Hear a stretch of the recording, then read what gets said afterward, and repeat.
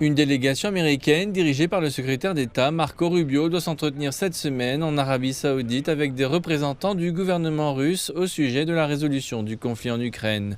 Cette rencontre fait suite à un appel téléphonique de 90 minutes la semaine dernière entre le président américain Donald Trump et le président russe Vladimir Poutine, que Trump a qualifié de long et très productif.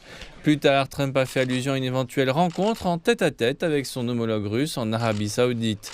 Bien que Trump se soit également entretenu avec le président ukrainien Volodymyr Zelensky, ces derniers jours ont été mouvementés entre les États-Unis et leurs partenaires européens.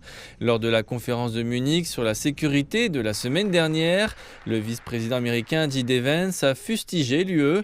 Par ailleurs, l'envoyé spécial du président américain pour la Russie et l'Ukraine, Keith Kellogg, a confirmé que les négociations de l'accord de paix seraient bilatérales, excluant l'Ukraine et les alliés européens.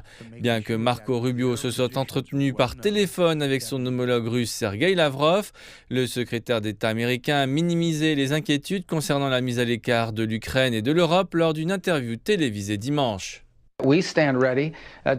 Nous sommes prêts à suivre la direction du président et à commencer à explorer les moyens d'entamer un processus de paix si l'occasion se présente.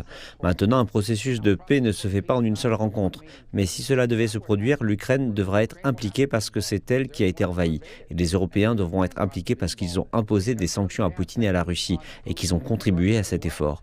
Nous n'en sommes pas encore là. Les relations apparemment étroites et cordiales entre Trump et Poutine ont incité les Européens à programmer une réunion d'urgence pour lundi au sujet de la sécurité sur le continent.